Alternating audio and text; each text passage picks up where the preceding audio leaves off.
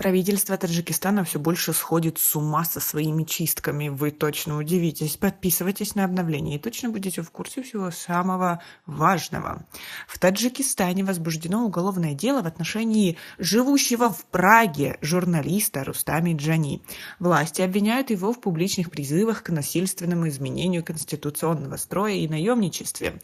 Об этом сообщил сам Рустами Джани. 22 февраля мою тещу, живущую в Душанбе, пригласили в ОМВД по столичному району Сино и сообщили ей, что на меня завели дело по статье 307 и 401 Уголовного кодекса Республики Таджикистан, сказал журналист.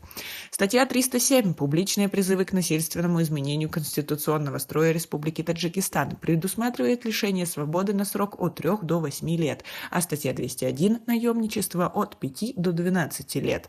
Рустами Джани уверен, что дело на него заведено из-за критики действий таджикских властей. В ОМВД моей теще сказали: передайте ему, что он должен вернуться и сдаться властям. Если он станет покаяться и попросит прощения, будет помилован. Мы задержим его на 12 дней, после чего он может вернуться на постоянное место жительства, говорит журналист.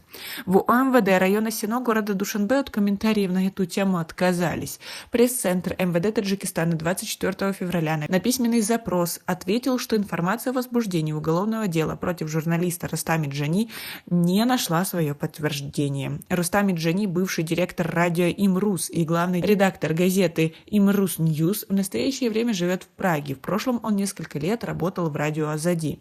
Рустами Джани критиковал в соцсетях действия властей Таджикистана при подавлении ноябрьских 2021 года и майских 2022 года протестов в Горно-Бадахшанской автономной области.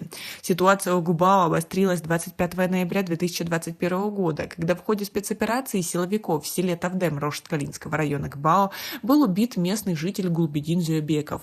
В Хароге началась акция протеста. Митингующие разошлись только после того, как власти обещали объективное расследование происшествия. 16 мая 2022 года группа молодых харакчан вышла на улицы с акцией протеста, требуя наказания виновных в смерти Зюбекова. Власти направили в регион войска для подавления протестующих, которых они назвали организованной преступной группировкой. Но жители Рушана перекрыли дорогу военной колонии. МВД Таджикистана сообщило о нападении протестующих на силовиков и объявило о начале антитеррористической операции. В результате этой операции 34 человека были убиты, десятки человек, в том числе гражданские активисты, были арестованы и приговорены к длительным срокам заключения. Правозащитные организации осудили действия властей. Как вы относитесь к тому факту, что наше правительство уже пытается добраться до таджиков, живущих за рубежом? Ведь в других странах свобода слова, и люди могут говорить все, что они думают о ситуации где угодно, и не должны нести за это ответственность. Это их личное мнение. Но так как это человек из Таджикистана, ему грозит наказание. Как вы к этому всему относитесь и к тому, что власть преследует тех, кто не согласен с ними? Но это же нормально. Везде есть недовольные. У нас пока на этом все. Оцените наше видео подпиской и лайком. До скорой встречи.